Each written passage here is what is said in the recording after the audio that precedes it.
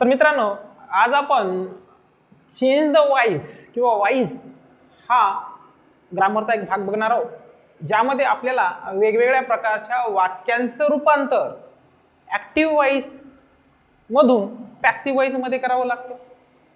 आता active voice काय आहे, पॅसिव्ह वॉइस काय आहे, या वाक्यांची रचना, यामध्ये होणारे छोटे छोटे बदल, या सर्वांबद्दल मी मागील व्हिडिओमध्ये माहिती दिलेली आहे. तो तुम्ही बघावा, जेणेकरून तुम्हाला या व्हिडिओचे किंवा इथून पुढे असणाऱ्या सर्व व्हिडिओचे बेसिक कन्सेप्ट तुमच्या लक्षात यायला लागतील. वॉइस हा जो प्रकार आहे, हा प्रकार तुम्हाला समजण्यासाठी तुमच्या टेन्स बद्दलच्या सर्व बेसिक कन्सेप्ट क्लिअर असणं गरजेचे आहे. ॲटलिस्ट तुम्हाला प्रत्येक काळातील म्हणजे ज्या 12 सबटाईप्स आहेत टेन्सच्या, त्या 12 सबटाईप्सच्या रचना तुम्हाला माहिती पाहिजे. त्या जर तुमच्या कन्सेप्ट क्लिअर असतील तर तुम्हाला हा वॉइस हा प्रकार समजायला सोपा जाईल. आणि त्या समजण्यासाठी तुम्ही मागील व्हिडिओ बघत राहा, तुम्हाला या कन्सेप्ट समजायला लागतील. तर आपण आपल्या आजच्या मुख्य विषयाकडे जाऊ. तो आहे वॉइस, ज्याला आपण चेंज द वॉइस सुद्धा म्हणतो. वाक्याच्या प्रत्येक प्रकाराचं आपल्याला ॲक्टिव्ह वॉइस मधून पॅसिव्ह वॉइस मध्ये बदल करता येतो. तर आज आपण सिंपल प्रेझेंट टेन्स या वाक्याचं रूपांतर किंवा या वाक्यांचं रूपांतर पॅसिव्ह वॉइस मध्ये करून बघूया. जे ऑलरेडी ॲक्टिव्ह वॉइस मध्ये असतात वाक्य. बघा, आपण आतापर्यंत कुठलाही काळ म्हणजे ज्या 12 सबटाईप्स आहेत त्यामध्ये प्रेझेंट टेन्स, पास्ट टेन्स आणि फ्युचर टेन्स यांच्या ज्या सबटाईप्स आहेत त्यांची वाक्यरचना लर्न केलेली आहे. आणि त्या सर्वांमध्ये आपल्याला एक गोष्ट कॉमन मिळते. काय मिळते बरं? त्याला आपण म्हणतो वाक्याची सुरुवात ही त्यांच्या सब्जेक्टने होत असते. आणि कुठल्याही काळाच्या वाक्याची सुरुवात ही सब्जेक्टने होत असते. म्हणजे तुम्ही जर simple present tense, present continuous tense, present perfect tense आणि present perfect tense, present perfect continuous tense, similarly past आणि फ्युचर जरी बघितले तर प्रत्येकाची सुरुवात ही सब्जेक्टने होत असते. ही सब्जेक्टने सुरुवात होत असते. त्याला आपण मराठीमध्ये सब्जेक्टला काय म्हणतो बरं? कर्ता. बरोबर आहे. कर्ता म्हणजे काय? तर कर्त्याने सुरुवात होणारी जी वाक्य असतात ती ॲक्टिव्ह वॉइस मध्ये येतात, तर कर्माने सुरू होणारी जी वाक्य असतात ती पॅसिव्ह वॉइस मध्ये असतात. बघा, तुम्हाला जर दोन वाक्यातील फरक समजला, दोन वाक्यातील रचना तुम्हाला समजली, तर हा जो चेंज द वॉइस हा बीट आहे हा अतिशय सोपा बीट आहे. अक्षरशः मुलांना हा खूप किचकट वाटतो, पण बेसिक कन्सेप्ट क्लिअर नसल्यामुळे यामध्ये प्रॉब्लेम येतात. बघू मग आपण सिंपल प्रेझेंट टेन्स या वाक्याचे, या ॲक्टिव्ह वॉइसच्या वाक्याचे रूपांतर पॅसिव्ह वॉइस मध्ये कसे करता येईल आपल्याला आपण बघूया. बघा, जर आपण विचार केला ॲक्टिव्ह वॉइसचे वाक्य कर्त्याने सुरू होणार आहेत, मग त्याचा फॉर्म्युला काय आहे? तर सब्जेक्ट प्लस मेन वर्बचं पहिलं रूप आणि शेवटीला ऑब्जेक्ट असतो. साधे सिंपल वाक्य असतात. या साध्या सिंपल वाक्यांचा आपल्याला काय करायचं बरं? त्या ॲक्टिव्ह वॉइसच्या वाक्याचं रूपांतर पॅसिव्ह वॉइस मध्ये करायचंय. मग पॅसिव्ह वॉइस मध्ये करायचं तर त्या पॅसिव्ह वॉइसच्या वाक्याची रचना आपल्याला माहिती पाहिजे. मी तुम्हाला आताही सांगतोय, वाक्याची रचना, पॅसिव्ह वॉइसच्या वाक्याची रचना ही नेहमी ऑब्जेक्टने सुरू होत असते. ऑब्जेक्ट म्हणजे कर्म, कर्माने सुरू होत असते. बरं, म्हणून त्याला काय म्हणतात माहितीये का मराठीमध्ये? कर्मणी प्रयोग. कर्मणी प्रयोगाचे वाक्य ज्याला आपण म्हणतो. आणि ॲक्टिव्ह वॉइसचे जे वाक्य आहेत ते कर्तरी प्रयोगाचे आहेत, कारण ते कर्त्याने सुरू होतात, सब्जेक्टने सुरू होतात. आणि आपला जो पॅसिव्ह वॉइस आहे तो हा कर्माने सुरू होतो, तो ऑब्जेक्टने सुरू होतो. बघू मग आपण काही वाक्य आणि त्याची रचना. बघा, पॅसिव्ह वॉइस मध्ये तुम्हाला सर्वप्रथम तुमचा येणार ऑब्जेक्ट, त्यानंतर वाक्यातील म्हणजे आपल्या ऑब्जेक्टनुसार आपलं सहाय्यकारी क्रियापद आणि आपल्या काळानुसार आपलं सहाय्यकारी क्रियापद राहील. त्यानंतर कुठल्याही पॅसिव्ह वॉइस मध्ये तुम्ही कुठलंही पॅसिव्ह वॉइस घ्या, त्यामध्ये तुमच्या क्रियापदाचं तिसरंच रूप तुम्हाला घ्यायचे. काळ कुठलाही असू द्या, वाक्य कुठल्याही प्रकारचं असू द्या, पॅसिव्ह वॉइसचं तिसरंच रूप पाहिजे तुम्हाला. वितरी त्याला म्हणतो. त्याच्यानंतर बाय हा प्रत्यय आणि शेवटीला तुमचा सब्जेक्ट आला पाहिजे. ही रचना तुमच्या डोक्यात असली पाहिजे. ही रचना तुमच्या एकदा लक्षात आली तर तुम्हाला वाक्य करायला समजेल. आता बऱ्याच जणांच्या मनामध्ये प्रश्न येतो, सर प्रत्येक वेळेस किती फॉर्म्युले पाठ करायचे? तुम्ही ज्यावेळेस वाक्य सॉल्व्ह करायला लागतात, ज्यावेळेस तुम्ही स्वतः प्रॅक्टिस करायला लागतात सेंटेन्सची, त्यावेळेस तुम्हाला वाक्य ऑटोमॅटिक तुमच्या डोक्यामध्ये यायला लागतात. तुम्हाला पाठ करायची गरज पडत नाही. छोटेसे बदल असतात, ते छोटेसे बदल लक्षात ठेवून बाकीचे फॉर्म्युले तुमच्या ऑटोमॅटिक डोक्यात येतील. चला मग आपण जास्त वेळ न घालता वाक्यांकडे जाऊ. पहिलंच वाक्य आहे मोहन सिंग्स अ सॉन्ग.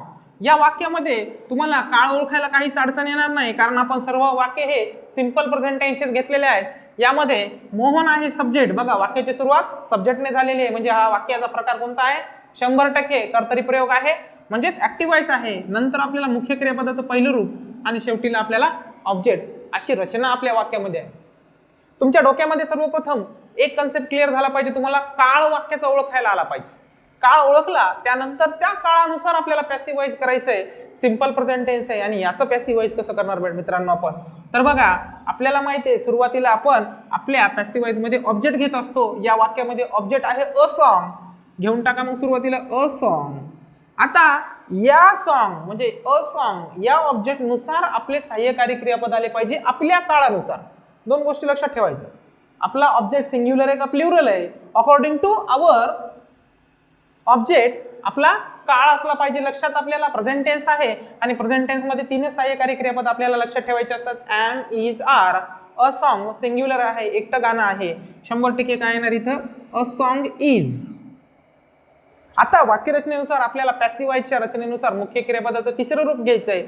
या ठिकाणी आपलं वाक्यात मुख्य क्रियापद आहे सिंग्स, म्हणजे याचं तिसरं फॉर्म काय आहे बरं, सिंग, सॅंग, संग. द सॉन्ग इज संग.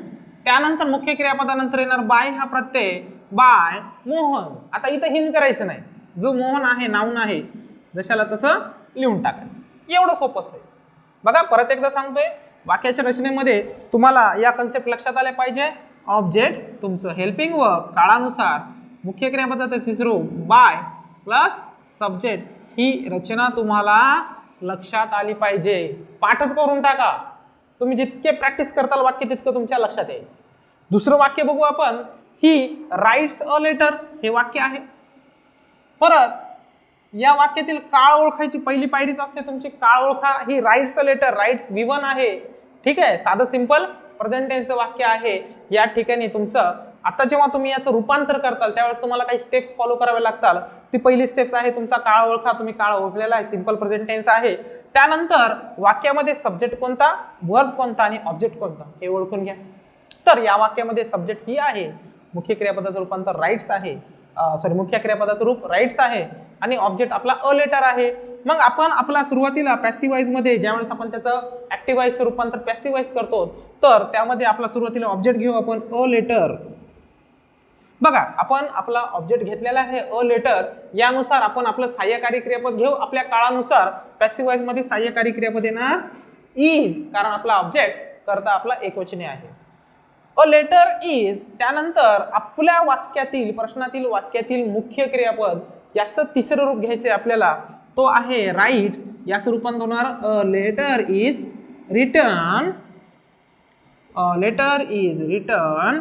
त्यानंतर बाय हा नियमानुसार बाय ही रचना मुख्य क्रियापदानंतरच, मुख्य क्रियापदाच्या तिसऱ्या रूपानंतर झाली पाहिजे बाय. आता या ठिकाणी बघा, या ठिकाणी आपला कर्ता ही आहे, या ठिकाणी हीला ही उचलायचं नाही, तर याचं रूपांतर मी तुम्हाला मागच्या व्हिडिओमध्ये सांगितलेलं आहे. तुम्ही बघा सब्जेक्टचं, काळाचं, प्रत्येक जवळच्या ज्या काही वस्तू वाक्य असतात त्यांचं रूपांतर, काही शब्दांचं रूपांतर आहे, त्याचा चार्ट मी तुम्हाला सांगितलेला आहे, तो बघा.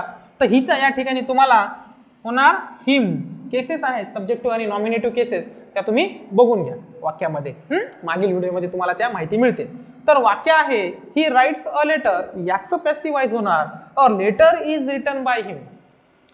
ऑब्जेक्ट त्याच्यानुसार योग्य ते सहाय्यकारी क्रियापद, मुख्य क्रियापद तिसरं रूप बाय प्लस सब्जेक्ट. बघू शकता ऑब्जेक्ट हेल्पिंग वर्ब, मुख्य क्रियापद तिसरं रूप बाय प्लस सब्जेक्ट. अतिशय सोपासा प्रकार आहे, एकदम सोपा आहे, यामध्ये काहीच अवघड नाहीये. एक वाक्य बघू परत आपण, शी प्लेज क्रिकेट. काळ सिंपल प्रेझेंट टेन्स आहे. आपण आपला ऑब्जेक्ट घेऊ सुरुवातीला याचं पॅसिव्ह वॉइस करताना, क्रिकेट हेल्पिंग वर्ब येणार 100% इज.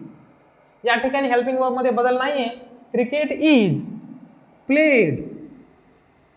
प्लेड नंतर मुख्य क्रियापदाच्या तिसऱ्या रूपानंतर कधी पण पॅसिव्ह वॉइस करताना बाय हे सहाय्यकारी, बाय हे तुमचा सफिक्स आला पाहिजे, प्रत्यय आला पाहिजे. त्यानंतर क्रिकेट इज प्लेड बाय, पुन्हा शीचं काय होणार बरं, चेंज हर. हे बदल तुम्हाला लक्षात आले पाहिजे. या ठिकाणी जर तुमच्या वाक्यामध्ये नाऊन असेल तर फक्त नाऊन जशाच तसं घ्यायचं, पण जेवढे काही सब्जेक्ट आहेत आपले, का नाही, ह्या सब्जेक्टचं रूपांतर आपण चार्टनुसार करायचं. तुम्हाला चार्ट मागच्या व्हिडिओमध्ये सांगितलेले आहेत, ते तुम्ही एकदा बघून घ्या. त्यानंतर या ठिकाणी आपण काय करू, थोडंसं वाक्यामध्ये बदल करू. बघा आता एक वाक्य आहे, या ठिकाणी नाऊन पण घेऊ दुसरे, अ बुक सेलर. ठीक आहे, एक पुस्तक विक्रेता घेऊ. A book seller cells